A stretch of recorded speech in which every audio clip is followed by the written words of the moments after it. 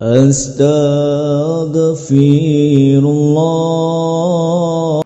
Bismillahirrahmanirrahim. Assalamualaikum warahmatullahi wabarakatuh. Alhamdulillah wassalatu wassalamu ala Rasulillah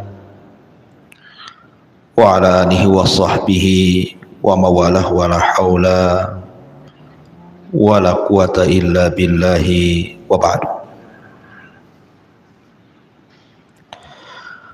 Alhamdulillah, di pagi hari ini kembali kita bisa duduk untuk bertalabul ilmi di Masjid Nidaul Ilmi setiap Rabu pukul 10. Salawat dan salam kita hadiahkan kepada Rasul kita Nabi besar Muhammad sallallahu alaihi wa ala alihi wasallam. Dan kita bisa lanjutkan kajian kitab Tauhid, termasuk pada bab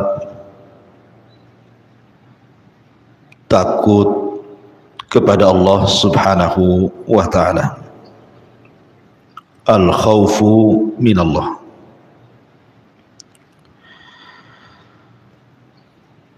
Takut kepada Allah subhanahu wa ta'ala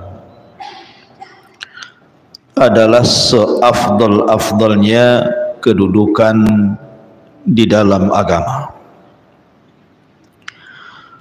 karena takut itu bagian daripada rukun ibadah hati, di mana kita tahu bahwa rukun ibadah hati itu ada 3 yang disebutkan para ulama. Pertama adalah al-mahabbah, kecintaan seorang hamba kepada Allah subhanahu wa ta'ala. Yang kedua al-khawf, perasaan takut kepada Allah subhanahu wa ta'ala. Dan yang ketiga ar-raja'u, perasaan harap kepada Allah subhanahu wa ta'ala. Inilah 3 rukun ibadah hati, di mana 3 rukun ibadah hati ini mempengaruhi ibadah-ibadah badan. Karenanya ibadah itu tidak akan berpahala kalau sampai satu di antara rukun ibadah hati ini tidak tertanam saat melakukan taqarrub ilallah, beribadah kepada Allah subhanahu wa ta'ala. Karena terkadang 3 rukun ibadah ini justru membatalkan ibadah, seperti cinta harusnya diberikan kepada Allah, malah diberikan kepada selain Allah. Begitu juga takut harusnya diberikan kepada Allah, malah diberikan kepada selain Allah. Begitu juga harapan yang harusnya mengharap kepada Allah, malah diberikan kepada selain Allah. Makanya 3 ibadah hati ini menentukan diterima dan berpahalanya sebuah ibadah. Jadi pembahasan ini penting sekali, karena ibadah itu sesuatu yang kita lakukan setiap hari, baik ibadah hati, ibadah lisan, ibadah badan, ibadah harta, dan begitu seterusnya. Itu berhajat kepada 3 perkara ini. Lah di siang hari ini kita akan membahas satu di antara rukun ibadah hati, al-khawfu minallah, takut kepada Allah subhanahu wa ta'ala. Di dalam Al-Quranul Karim, Allah subhanahu wa ta'ala berfirman di sini, innama dzalikumus syaitan yukhawwifu awliya'ah fala takhafuhum wa khafuni in kuntum mu'minin. Allah Subhanahu wa taala mengatakan, itulah syaitan yang senantiasa menakut-nakuti wali-walinya. Maka janganlah takut kepada mereka, akan tetapi takutlah kepadaku jika kalian orang-orang yang beriman. Al-Imran 175.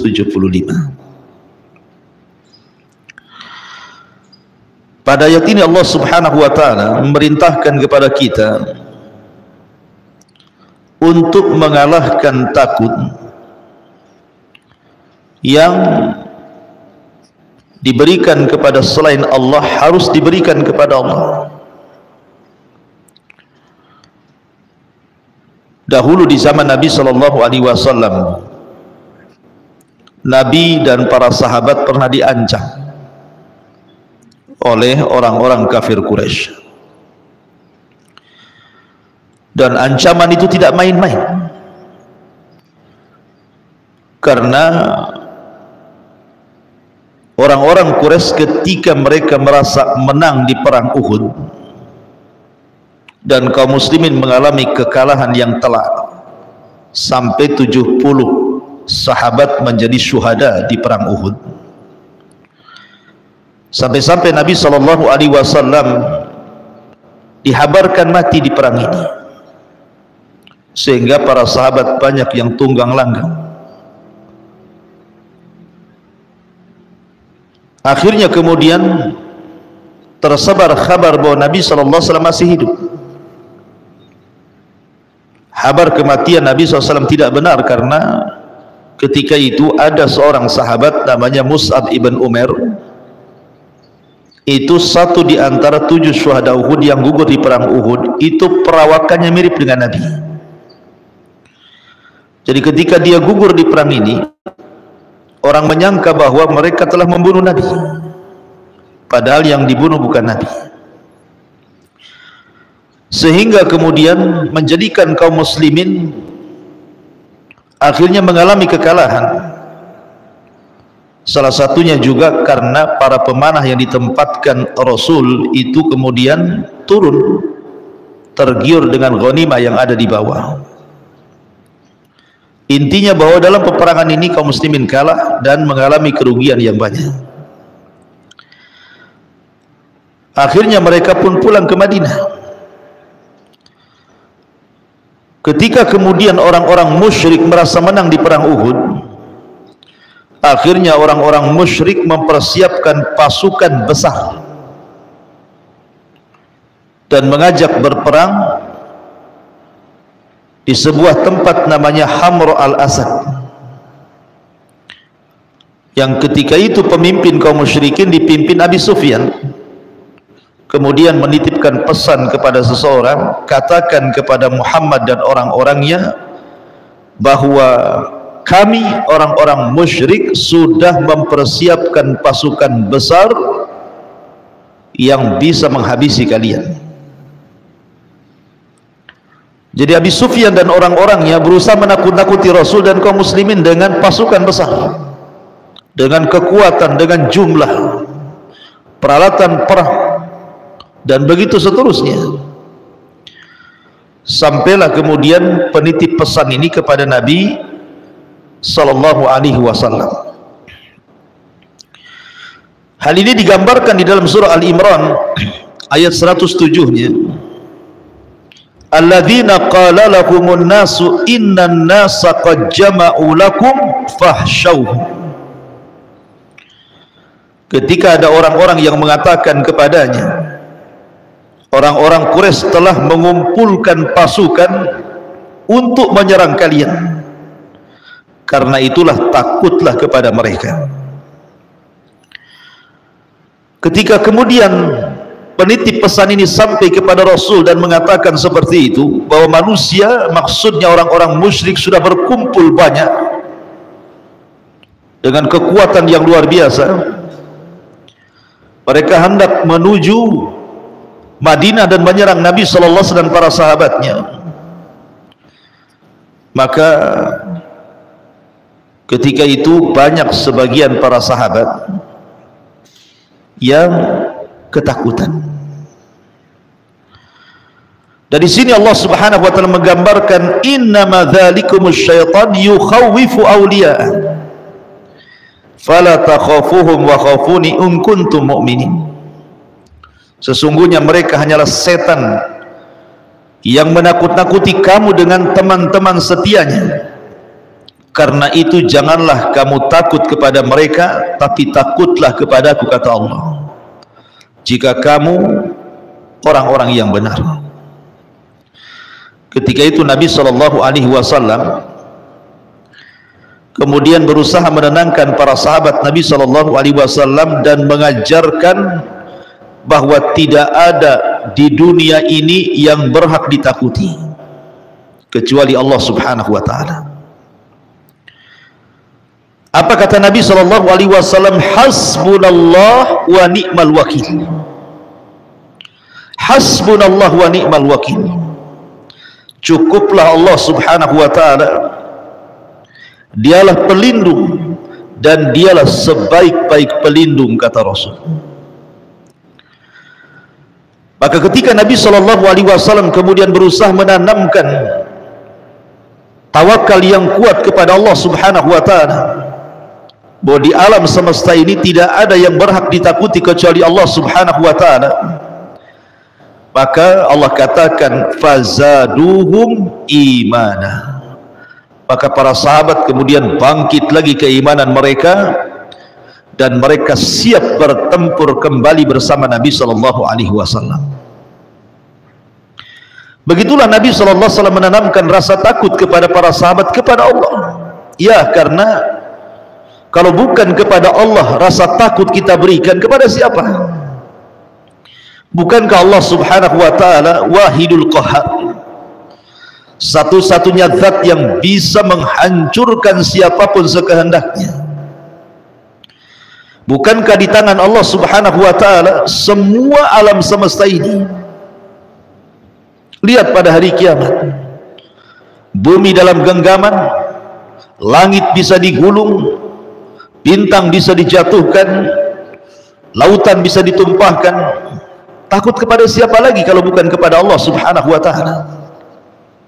Dia yang mengatur rizki, dia yang menahannya, dia yang memberikan penyakit, dia yang memberikan obatnya, dia yang memberikan ketenangan, dia pula terkadang memberikan ketidaktenangan. Semua diatur oleh Allah Subhanahu wa taala. Kalau bukan takut kepada Allah, takut kepada siapa lagi? Alam semesta ini ada di genggaman Allah Subhanahu wa taala. Rasul ingin tanamkan perasaan ini kepada para sahabat. Jangan takut kecuali kepada Allah. Bangkitlah para sahabat, kemudian mereka siap bertempur melawan orang-orang Quraisy yang dipimpin Abi Sufyan. Berangkatlah mereka dengan Rasul ke tempat yang disepakati yang disebut dengan Hamral Asad. Sampai di sana orang-orang musyrik ketakutan. Kemudian mereka pulang kembali ke Quraisy. Lihat, kalau orang menyandarkan kepada Allah Subhanahu wa taala, maka tidak ada yang perlu dia takuti. Apa yang ditakuti? Sandaran kita Allah. Bukankah hajat kita ini yang memenuhi Allah? Lalu takut kepada siapa? Makanya penting kita ini jangan pernah menyandarkan kepada makhluk, karena makhluk itu tidak bisa apapun. Kalau hendak menyandarkan sesuatu, sandarkan kepada Allah. Katakan, bu, qala ya Rabb, ya Rabb.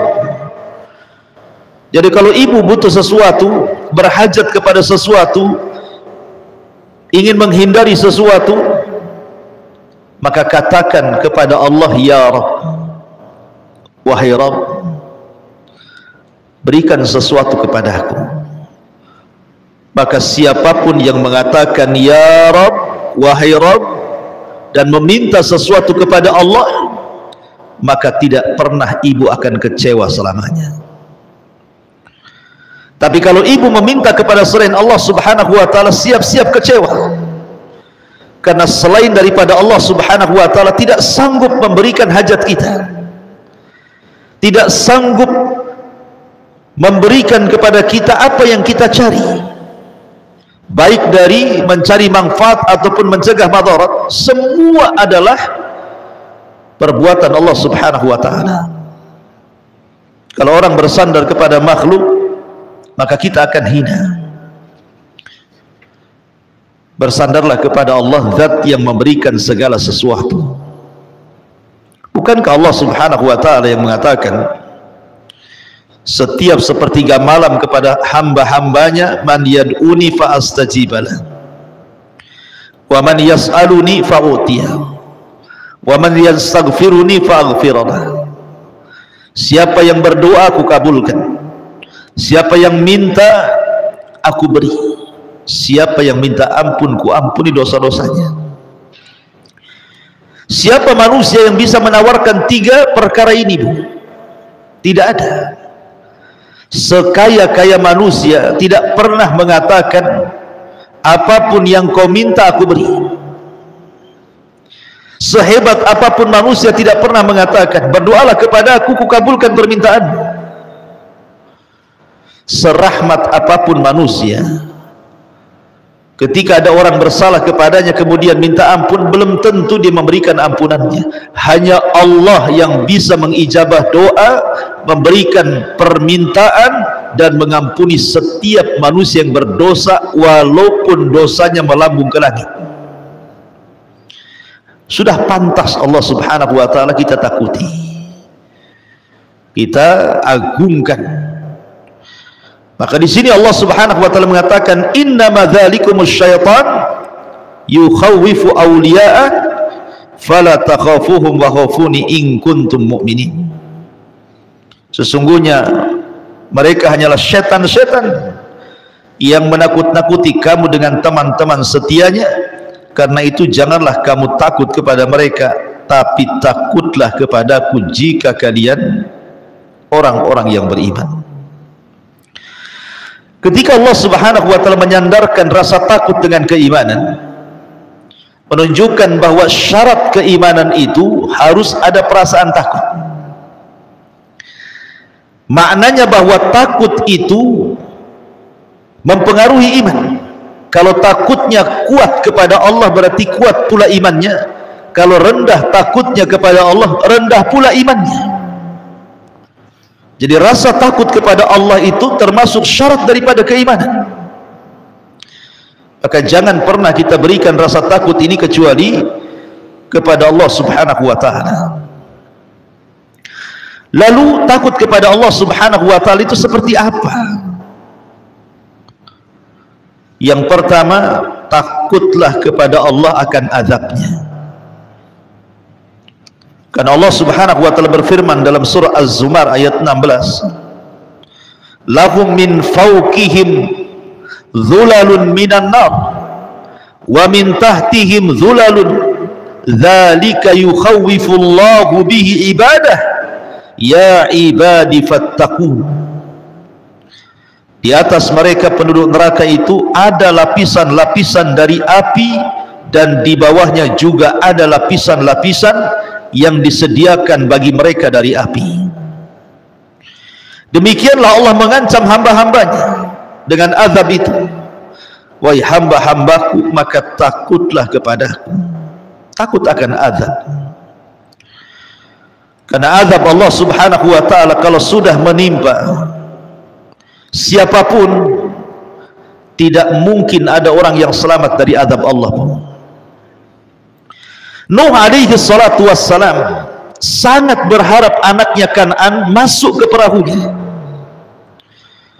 Sampai-sampai Nuh mengatakan, irkam ma'ana ya bunayyarkam ma'ana, wahai anakku naiklah ke perahu, selamatku nanti. Tetapi Kan'an yang kufur merasa bisa menyelamatkan dirinya dari azab Allah dan mengatakan, sa'awi ilal jabal, tidak wahai bapakku, aku tidak akan bergabung dengan engkau, Aku akan naik ke gunung yang tinggi, tidak mungkin tufan ini akan mengenai diriku. Dia tidak paham, dia sedang berhadapan dengan siapa si Kan'an ini.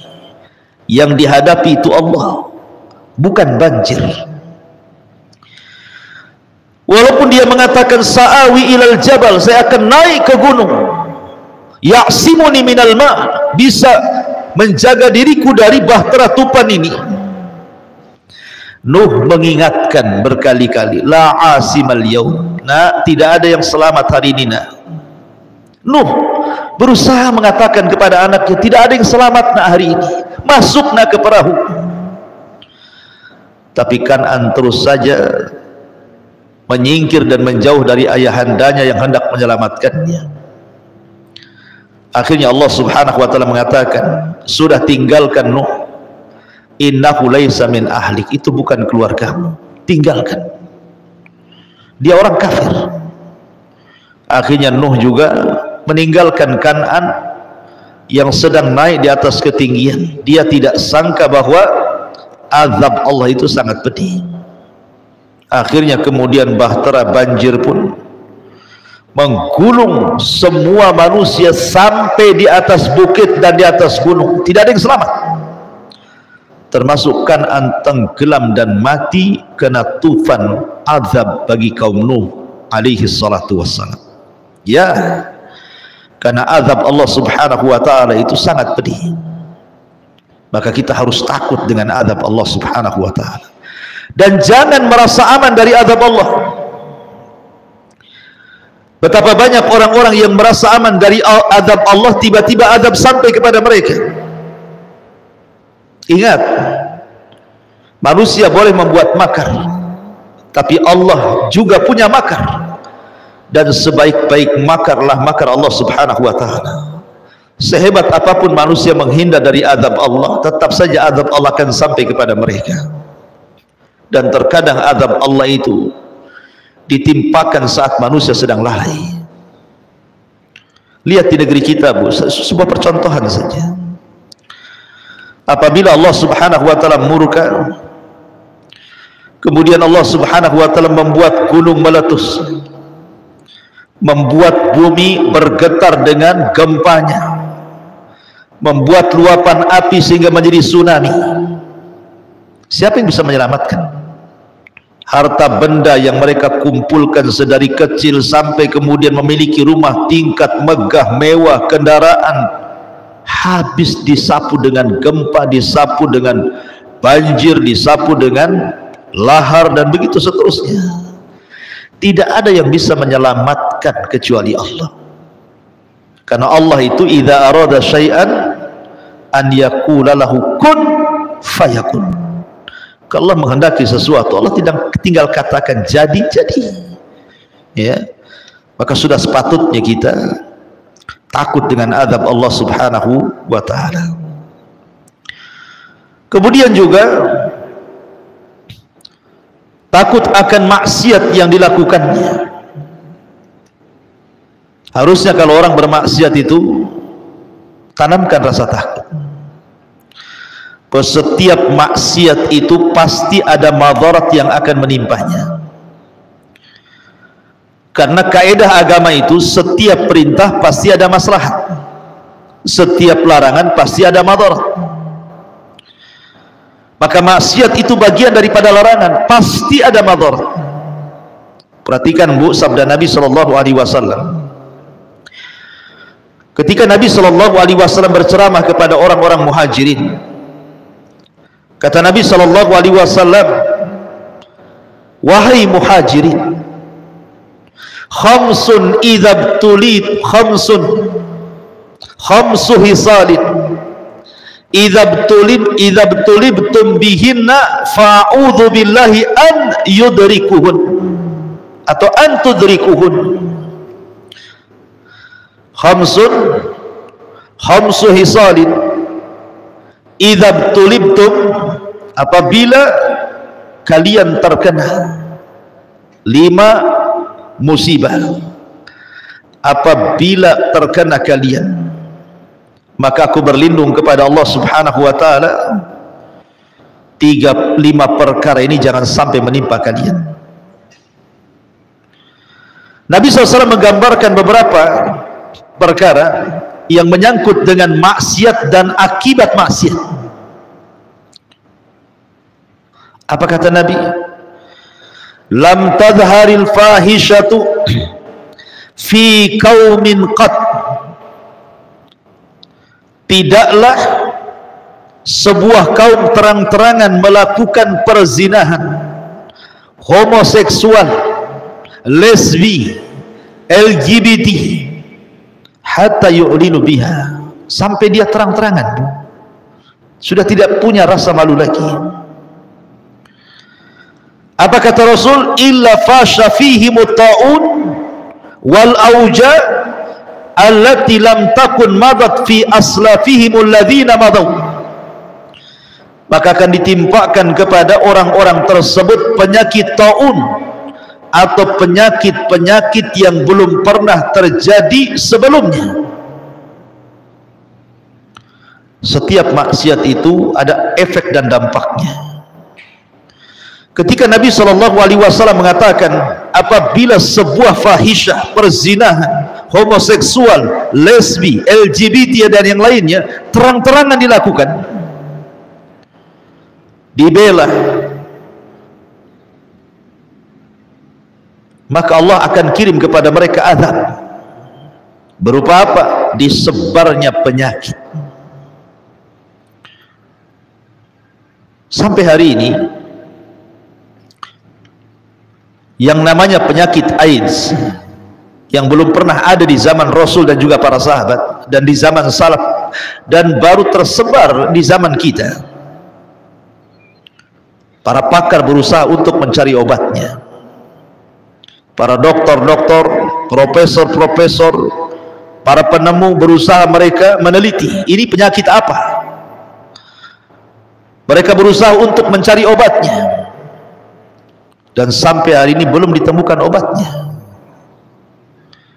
Mereka tidak sadar, sehebat apapun pertemuan dan penelitian mereka untuk mencari obat yang namanya penyakit AIDS itu, percuma saja. Karena yang mereka lawan itu bukan penyakit.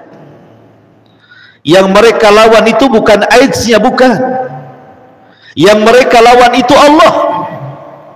Sekalipun ditemukan obat-obatan yang bisa menyembuhkan AIDS itu, Allah bisa mengirim penyakit yang lain, bakteri yang lain yang mungkin boleh jadi lebih dahsyat dibandingkan AIDS. Karena yang mereka lawan itu Allah. Mereka tidak sedang melawan penyakit. Yang bisa menyembuhkan dan menghentikan peredaran penyakit ini adalah berhenti untuk tidak melakukan fahisyah. Itu yang dikehendaki Allah. Berhenti untuk tidak berzina, berhenti untuk tidak homoseksual, berhenti untuk tidak lesbi, berhenti untuk bergabung dengan LGBT. Itu yang Allah kehendaki. Bukan kemudian maksiat ini dibiarkan, muncul penyakit, diobati penyakitnya, nggak akan ketemu obatnya. Sekalipun ketemu, didatangkan penyakit yang lebih parah dari itu. Sekali lagi, bahwa mereka sedang menghadapi Allah, bukan sedang menghadapi penyakit. Maka takutlah akan maksiat kepada Allah Azza wa Jalla. Contoh yang kedua, kata Nabi SAW, malam yang kusu mikyala wal mizan illa ukhidhu bis sinin wa syiddatil maunati wa jawri sultani alaihi. Selama mereka tidak meninggalkan di dalam mengurang-urang takaran, mengurang-urang timbangan, mengurang-urang meteran, atau istilahnya curang dalam berdagang, melakukan riba dalam berdagang, menzalimi orang dalam berdagang, mengambil hak orang dalam berdagang, dan yang semacamnya, kecuali ditimpakan 3 azab kepada mereka. Pertama, azab pacaklik yang berkepanjangan. Yang kedua, susahnya ekonomi. Dan yang ketiga, dikirimkan para penguasa zalim. 1 maksiat, azabnya 3. Na'udzubillah. Maka takutlah kepada maksiat. Karena 1 orang bermaksiat, Bu, terkadang Yang terkena imbasnya itu bukan orang yang maksiat saja, bisa satu kampung. Saya contohkan, ada kisah Israiliyat di zaman Nabi Musa. Di zaman Nabi Musa alaihi salatu wassalam pernah terjadi paceklik hebat, tidak turun hujan. Akhirnya kemudian Nabi Musa mengumpulkan Bani Israel di tanah lapang. Musa pun berdoa kepada Allah subhanahu wa ta'ala agar Allah subhanahu wa ta'ala menurunkan hujannya. Tetapi bukannya turun hujan, awan itu semakin memutih, tidak ada tanda-tanda hujan. Padahal Musa itu kalimur rahman, Musa itu orang yang banyak berdialog dengan Allah, dekat dia dengan Allah. Tetapi untuk hari itu Allah tidak kabulkan permintaannya. Musa heran, kemudian berusaha bertanya kepada Allah Azza wa Jalla, ada apa? Kenapa salat istisqanya dia dan Bani Israel tidak dikabulkan? Maka Allah subhanahu wa ta'ala mengatakan, ya Musa, kenapa aku tidak kabulkan? Karena fikum rajulun asallaha arba'ina sanatan.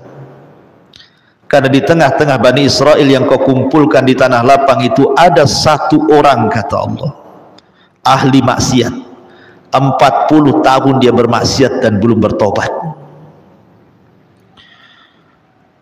Kata Musa mengatakan, sebutkan ya Rabb namanya, aku akan usir dia, sebab dia akhirnya engkau tidak turunkan hujan, katanya. Maka Allah subhanahu wa ta'ala mengatakan, tidak mungkin saya sebutkan ya Musa, ini privasi. Kau tinggal sebut saja di hadapan mereka, berteriaklah siapa yang bermaksiat 40 tahun tolong keluar. Maka Musa pun kemudian berteriak di depan Bani Israel dan mengatakan, man minkum rajulun asallaha arba'ina sanatan fakhruj. Siapa di antara kalian yang pernah bermaksiat 40 tahun dan tidak tobat, keluar kau dari sini. Bani Israel satu dengan yang lainnya saling menatap, saling melihat siapa kira-kira di antara mereka. Rupanya ada satu orang yang merasa dengan ucapan Nabi Musa itu terkena kepada dirinya.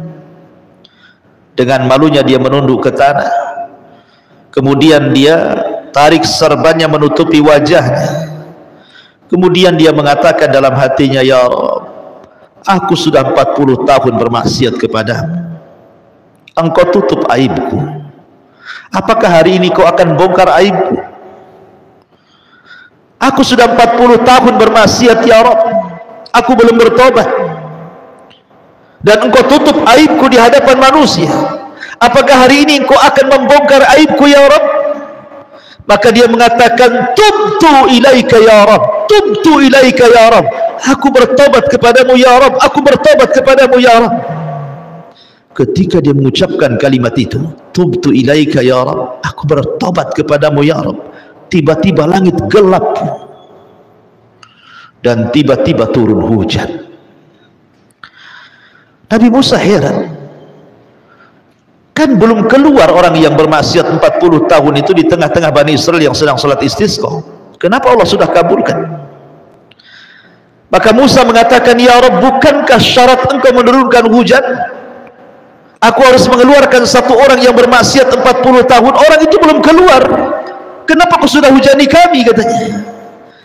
Maka Allah mengatakan, ya Musa, dia sudah bertobat, ya Musa, dia sudah bertobat kepada aku.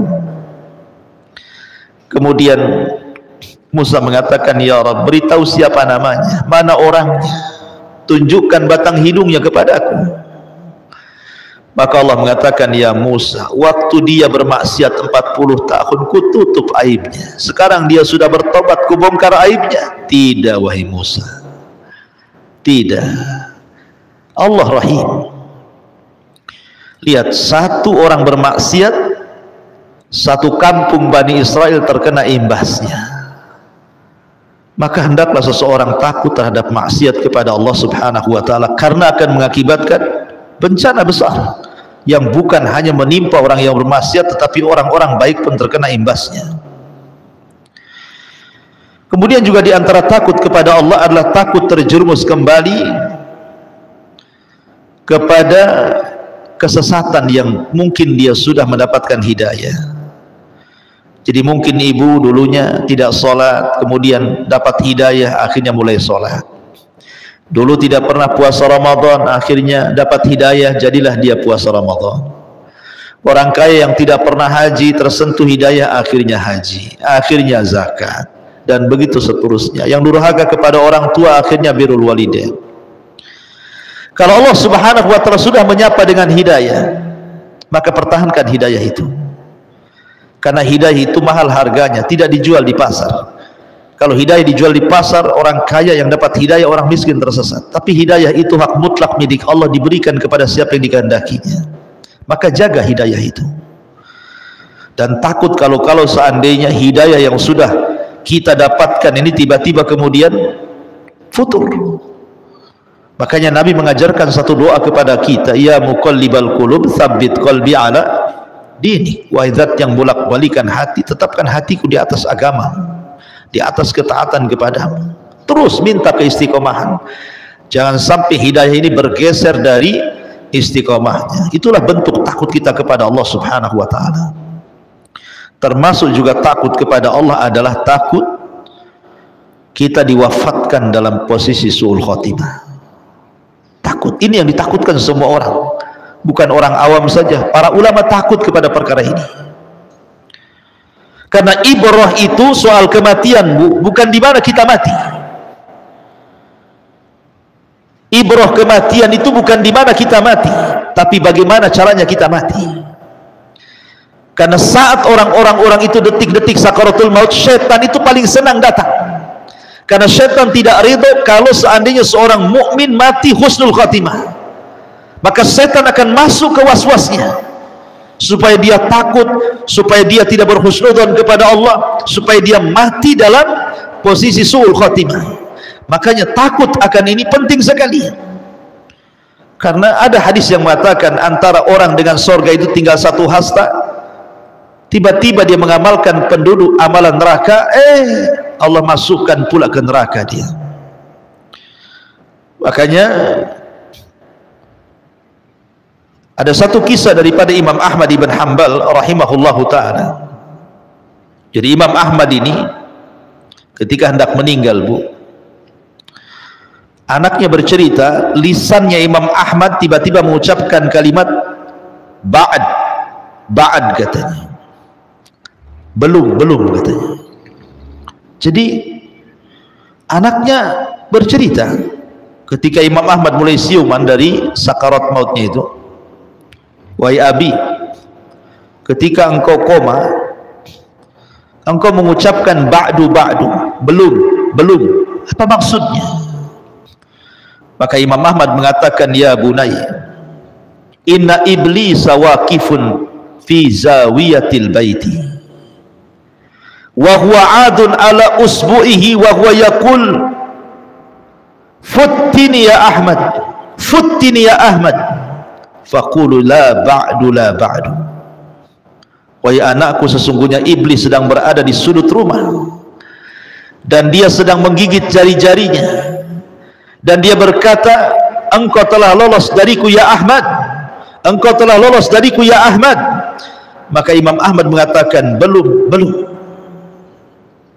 Lihat bagaimana iblis berusaha menggoda Imam Ahmad agar dia ujub akan keimanan dan ketakwaannya saat ditutup akhir hidupnya. Tapi Imam Ahmad mengatakan belum. Lihat, sekelas Imam Ahmad, imam ahli sunnah, pencetus madhab Hambali yang tidak diragukan kealimannya, tidak lepas daripada syaitan berusaha untuk menyesatkan saat detik wafatnya, apalagi kita. Ya. Oleh karena itulah maka kita berdoa kepada Allah Subhanahu wa ta'ala setiap hari agar kita diwafatkan dalam posisi husnul khatimah. Ma'asyiral muslimat yang dimuliakan Allah Subhanahu wa ta'ala, takut itu ulama membagi menjadi 4 macam.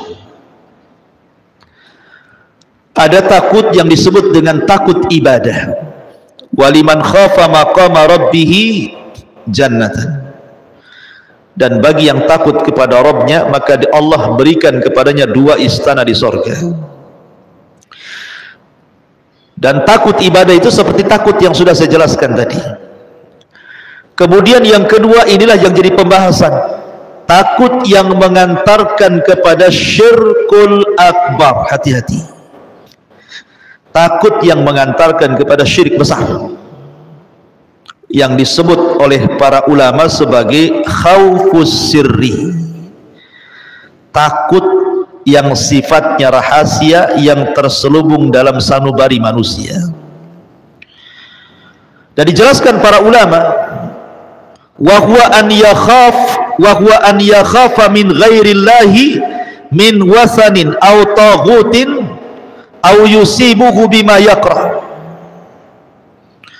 Takut sir, takut terselubung, tersembunyi dalam hati adalah seseorang yang takut kepada selain Allah, baik dari berhala, dari patung, dari sesembahan, dari togut, takut menimpa sesuatu yang ia tidak suka.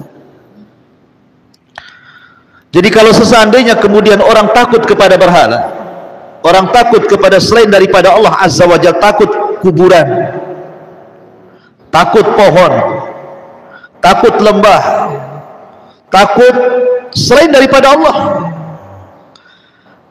seperti orang dulu gitu ya.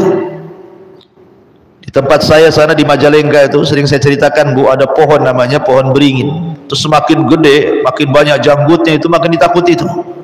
Apalagi kalau tempatnya itu di pinggir-pinggir jurang, Bu.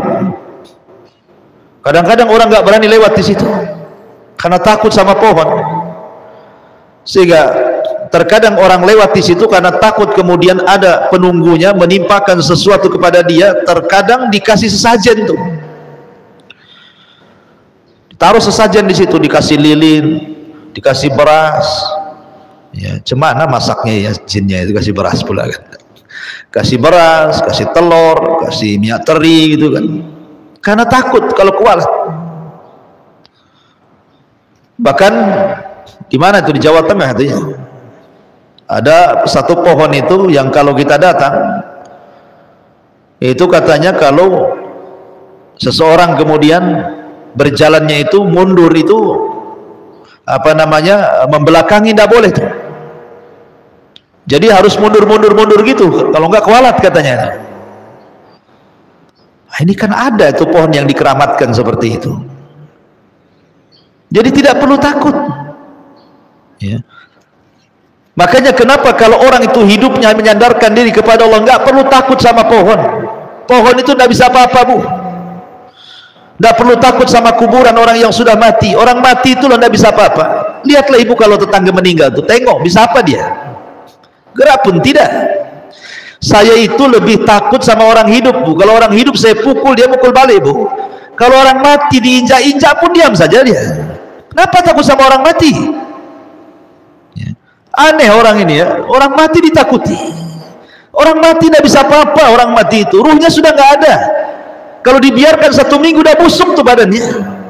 Kalau dimasukkan ke dalam apa namanya tanah, sudah dimakan cacing tanah dia. Lalu kenapa takut sama kuburan, takut sama orang mati? Kalau sampai takut ini kemudian menusuk sampai sanubari ibu gitu ya, takut betul sehingga melebihi takutnya kepada Allah, hati-hati, ini bisa sampai syirik besar. Tidak boleh. Makanya saya heran kadang-kadang ada orang yang di rumah ketakutan dengan rumahnya sendiri.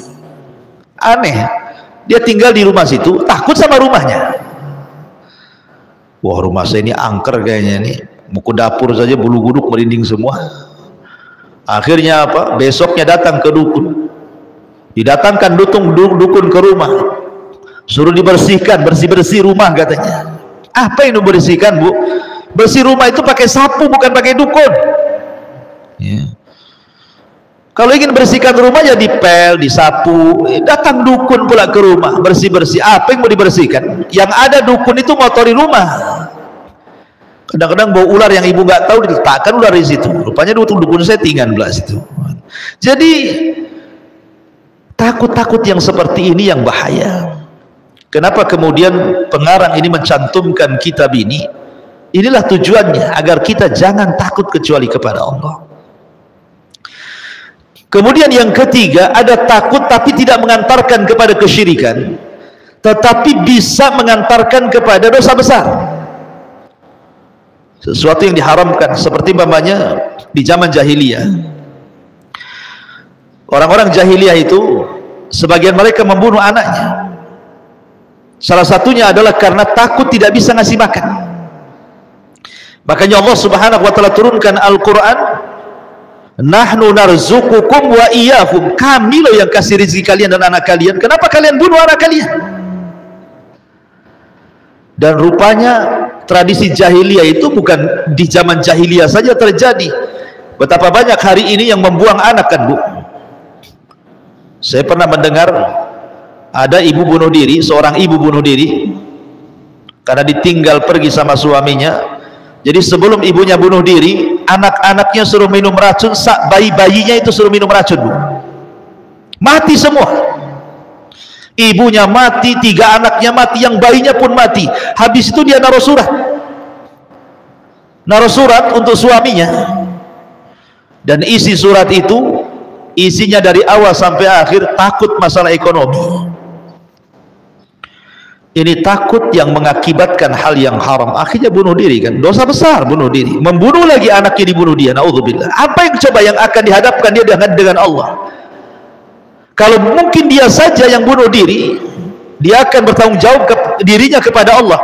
Tapi kalau dia membunuh juga orang lain, maka Allah katakan wal mau'udatu su'ilat bi ayyi dzambin qutilat. Bayi yang mereka bunuh itu akan datang menghadap Allah. Tangan kanannya memegang kepalanya, tangan kirinya memegang ibu yang membunuhnya. Kemudian bayi ini akan mengatakan, ya Rabb, sal hadza lima qatalani. Ya Rabb, tanya ibuku, kenapalah dia bunuh aku. Coba bayangkan. Ada orang seperti itu karena takut, kan? Ini takut maksiat, tidak boleh. Memang tidak sampai kepada syirik, tetapi ini dosa besar. Ya. Kemudian yang keempat, inilah takut yang sifatnya mubah. Tabiatlah manusia juga punya rasa takut. Takut diancam tetangga bawa pisau gitu ya. Tiba-tiba pulang ada ular, takut sama ular, takut sama harimau, takut sama api, kan dekat-dekat dia terbakar. Itu takut tabiat, tidak ada masalah. Ya, takut sama setan pun, Bu, kalau tidak mengantarkan kepada hal-hal yang haram atau syirik, nggak masalah, Ibu. Umpamanya Ibu lewat kuburan Tamiang di sini malam-malam, Ibu ya, dari Batu Haji mau balik gitu ya, kan mesti lewat Tamiang tuh. Pas lewat pintu gerbang kuburan, kok bulu-bulu kok pada berdiri semua. Yang tadinya 60, Bu, jadi 120 kecepatannya. Kenapa kok dikecepatkan motornya? Takut Ustadz katanya. Takut seperti ini syirik? Tidak, Bu. Tidak, selama ibu tidak melakukan hal-hal yang diharamkan, hanya takut sebatas itu saja. Takut akhirnya ibu ngebut, ibu lari gitu ya. Atau kalau di rumah takut dengan kamar mandi, ibu selimutan gitu ya. Karena setan itu kan berusaha menakut-nakuti ibu ya, Bu ya. Setan itu akan berusaha mencari media-media yang dengan media itu cemana orang itu takut sama dia. Terkadang ibu di rumah lagi hujan, datang setan, gorden pula digoyang-goyang. Ya, ibu takut tengok gorden goyang-goyang. Padahal yang goyang-goyang angin. Kemudian di rumah ada pohon mangga. Mangganya kan besar, Bu. Kemudian kalau ada kilat, nampak bayangan mangganya goyang-goyang, disangka setan. Tiba-tiba kemudian di dapur angin kencang. Jendela pula ibu lupa nutup, kencang pula angin itu masuk ke dapur, ada kaleng kongguan kena angin gebrang gitu kan. Takut ada setan di dapur katanya, padahal kaleng kongguan tuh. Pokoknya yang namanya setan itu dia berusaha, Bu, dia mungkin lewat angin, lewat goyang, lewat bayangan, lewat suara. Memang begitu setan itu, hendak nakut-nakuti kita. Makanya rahasia supaya kita tidak takut, kata Rasulullah, kalau setan lagi nakut-nakuti ibu kayak gitu Bu, dengan bayangan, dengan goyangan, dengan suara, dengan angin, dengan apa kan, kata Rasul, jangan pedulikan, baca basmalah, tinggalkan. Contoh, ibu mau ke dapur, kok gelap pula, PLN ini tak nyala-nyala, hujan deras, anjing tetangga pulang gonggong gitu kan, kok kayaknya takut saya. Akhirnya mau ke dapur tak jadi. Nggak boleh. Jadikan saja, apa masalahnya? Ibu mau ke dapur mau kencing, nanti nggak jadi, nanti kencing di botol pula di kamar kan itu. Kamar mandinya di dapur. Nggak usah pedulikan. Ke dapur saja, bismillah. Ah, begitu. Kalau ibu nggak pedulikan mereka dan baca bismillah, masuk ke kamar mandi, nggak akan terjadi apa-apa Bu. Nggak akan terjadi apa-apa. Asal itu yang diucapkan, dan tidak perlu banyak dialog, cukup baca basmalah Bu. Nggak perlu siapa di dapur, nggak ada apa-apa. Nggak di rumah ibu kan siapa yang tahu? Ya ibu lah yang tahu, paling ada anaknya, ada suaminya. Ngapain teriak-teriak di dapur? Siapa di luar, saya di dalam. Nggak perlu, baca basmalah, masuk kamar mandi, selesai buang hajat, balik lagi ke rumah, ambil selimut, kurung, selesai. Jadi tidak boleh, karena setan lah takut yang seperti ini sudah tidak ada masalah, karena setan itu musuh juga. Takut sama musuh nggak apa-apa. Yang jadi masalah itu Bu, kalau takut sama setan kemudian ibu mengantarkan takut itu melakukan sesuatu yang diharamkan. Kalau haram ya haram, kalau musyrik ya syirik gitu ya. Contoh, gara-gara takut ngundang dukun jadi syirik jadinya. Atau umpamanya takut, langsung ibu ambil handphone browsing, kalau ada setan di rumah apa yang harus dilakukan. Rupanya di internet itu harus gantungkan bawang putih, bawang merah, bawang ini, bawang itu, semua bawang digantung Bu. Sayanglah bumbu dapur tuh ya. Berarti ibu salah web tuh ngetiknya, bagaimana cara ngiri setan, masuk pula ke web dukun ya. Itulah yang jadinya kan masuknya ya. Kalau mau cari web yang Ustadz Sunnah lah, gimana menurut Sunnah ngusir setan, nah baru keluar semua doa-doa di situ ya. Kalau masuk web dukun ya lah keluar bawang putih, bawang merah, cabai hijau, cabai merah, semua keluar ya Bu ya. Jadi yang menjadikan syirik itu bukan takutnya. Setelah takutnya ibu ini mau melakukan apa, itu yang kemudian bisa mengantarkan kepada syirik atau hal-hal yang diharamkan. Ini dalil yang pertama yang dicantumkan mu'alif rahimahullah ta'ala. Kemudian Allah mengatakan, wa qauluhu innama ya'muru masajidallah man amana billahi wal yaumil akhir wa aqama as-salata wa ata az-zakata wa lam yahsha illallah fa asa ulaika ay yakunu minal muhtadin. Sesungguhnya mereka yang memakmurkan masjid-masjid Allah hanyalah orang-orang yang beriman kepada Allah dan hari akhir, serta tetap melaksanakan sholat, menunaikan zakat, dan tidak takut kepada siapapun kecuali kepada Allah. Maka mudah-mudahan mereka termasuk orang-orang yang mendapatkan petunjuk. Di sini Allah Subhanahu wa taala menjelaskan bahwa orang yang memakmurkan masjid itu terbagi dua. Ada yang memakmurkan masjid secara hissi, bangunan, ada secara maknawi, dengan sholat, dengan zikir, baca Quran. Dua-duanya memakmurkan masjid, baik yang membangun atau yang mengaji di masjid. Kayak kita sekarang ini Bu, yang ngaji di masjid ini sedang memakmurkan masjid namanya. Jadi ibu datang ke masjid kemudian ngaji, itu selain dapat pahala ngaji, ibu juga dapat pahala memakmurkan masjid gitu maksudnya. Jadi ibu duduk di sini itu banyak pahalanya. Pertama dapat pahala taklim, yang kedua memakmurkan masjid gitu, yang ketiga langkahnya dari rumah ke sini itu terhitung pahala, nanti pulangnya juga. Setelah ngaji Rasul mengatakan kumu maghfuran lakum, kalian sudah diampuni dosanya.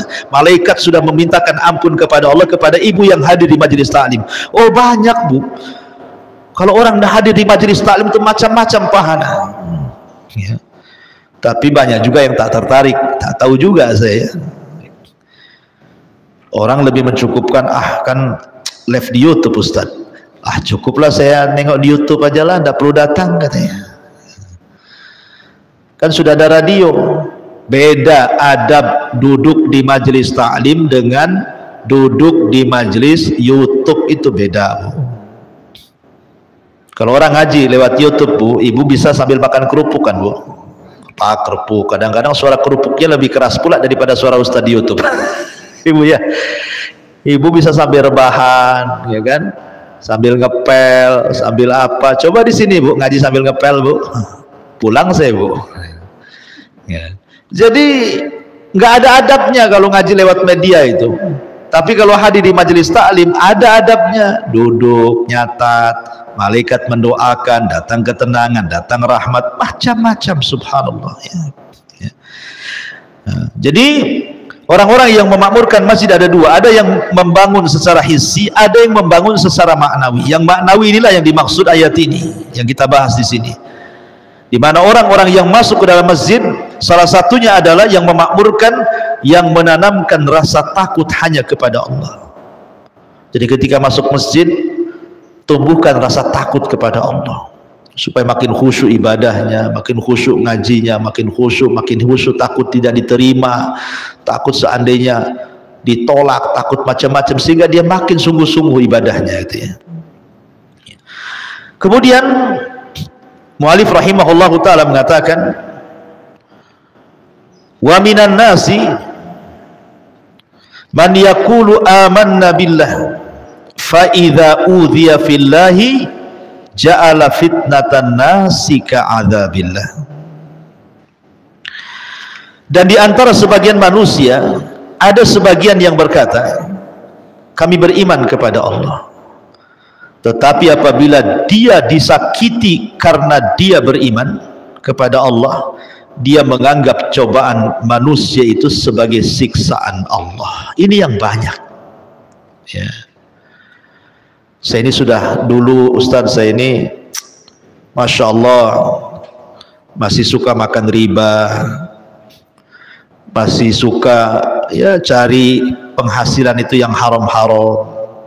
Alhamdulillah Ustaz, setelah saya ngaji, saya mulai tinggalkanlah riba-riba itu. Yang haram-haram itu saya mau tinggalkan.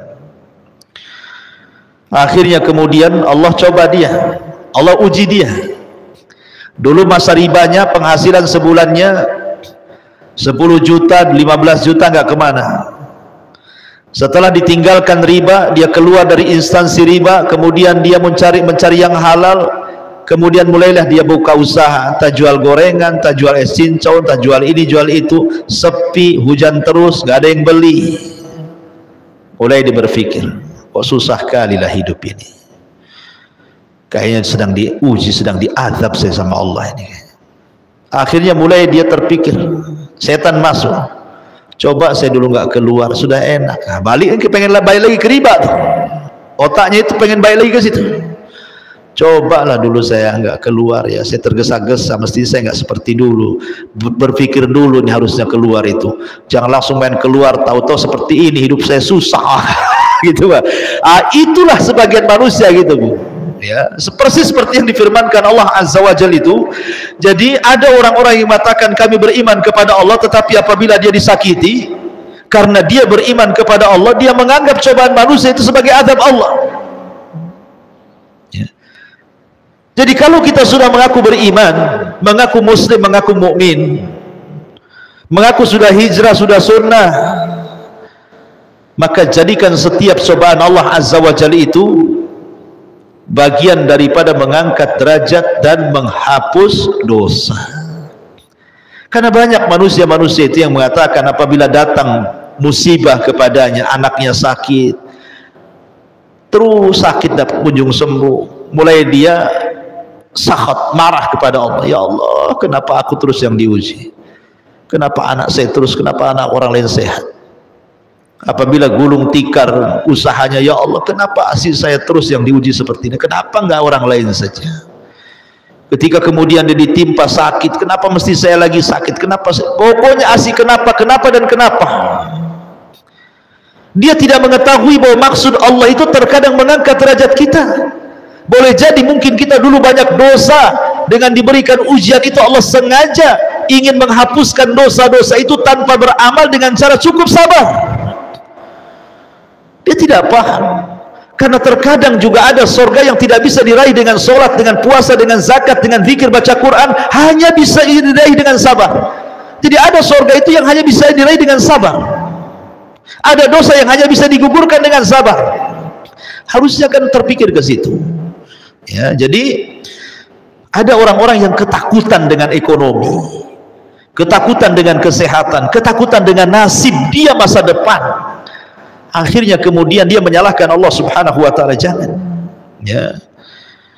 Kemudian karena manusia itu bagaimanapun tidak mungkin dibiarkan, pasti diuji ya. Karena dunia ini tempat darul bala, tempat ujian. Ada 3 perkara tidak mungkin lepas bagi manusia. 1, manusia ini tidak pernah istirahat. 2, manusia tidak mungkin didiamkan dari ucapan manusia. 3, manusia pasti akan mengalami kematian. 3 perkara tidak mungkin lepas dari manusia, Bu. Saya ulangi, 1, manusia tidak mungkin istirahat. Nggak mungkin, Bu, ibu istirahat. Habis orang ini selesai ngomongin kita, Bu, besok dia ngomongin orang. Yang ngomongin ini datang lagi ngomongin lagi. Pindah rumah, dia musuhnya beda lagi. Dia juga ngomongin saya. Mau pindah ke mana, Bu? Mau ke hutan sendirian? Biar serigala monyet itu kan nggak ngomongin ibu gitu ya. Siapa bilang? Orang kampung yang ibu di situ ngomongin. Jangan-jangan sudah gila, udah pergi ke hutan Ustaz gitu. Diomongin juga, Bu. Jangan kira ibu di hutan sendiri gak ada yang ngomongin. Oh, mungkin lebih parah lagi, itu sudah gila, punya penyakit jiwa loh itu. Kenapa? Uzlah dia di tengah hutan tuh, kawannya sama ular katanya. Tidak ada manusia itu lepas dari omongan manusia. Sabar ya. Orang itu tidak bisa istirahat, Bu. Pasti diuji. Makanya perlu sabar. Itulah sabar sebenarnya pahala yang paling besar, yang tidak ada batas pahalanya ya. Orang ini tidak akan lepas dari ujian manusia. Taib. Kemudian Nabi SAW mengatakan, diriwayatkan secara marfu dari Abu Sa'id Al-Khudri radhiyallahu anhu, bahwa Rasul bersabda, "Inna min dha'fil yakin an turdiyan nas bi sakhatillah wa an tahmadahum ala rizqillah wa an tadhimmahum ala ma lam yu'tikallah. Inna rizqallah la yajurruhu hirsu harisin wa la yarudduhu kurhu karihin." Sesungguhnya termasuk lemahnya keyakinan adalah jika kamu mencari ridha manusia dengan kemurkaan Allah dan memuji mereka atas rizki yang Allah berikan kepadamu. Subhanallah, Bu ya. Terkadang ada orang-orang yang mencari ridha manusia tetapi membuat Allah murka kan? Ada orang-orang yang mencari ridha manusia tapi Allah murka, menjilat kepada orang, ya kan? Gak peduli Allah murka, gak peduli. Yang penting dia senang sama saya. Kadang-kadang nyogok, rasuah, korupsi, dan begitu seterusnya, Bu. Yang penting lulus ini, lulus ujian sana, lulus ujian kerja, lulus ujian. Yang penting happy hidupnya, tapi Allah murka padanya, dia gak sadar tuh, ya kan? Ataupun sebaliknya, memuji mereka atas rizki yang Allah berikan kepadamu. Kalau ada orang yang kasih pekerjaan kepada kita, bukan syukur kepada Allah, syukur pula kepada yang ngasih kerjaan. Ada tuh orang kayak gitu ya. Kemudian wa antadimmuhum ala ma lam yu'tikallah, innar rizqallah la yajurruhu hirsu harisin wa la yarudduhu kurhu karihin. Dan mencela mereka atas dasar sesuatu yang belum diberikan Allah kepadamu melalui mereka.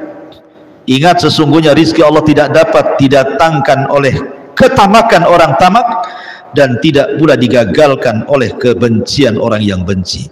Allah itu kalau sudah ngasih rizki, satu dunia mau menghalangi tidak bisa.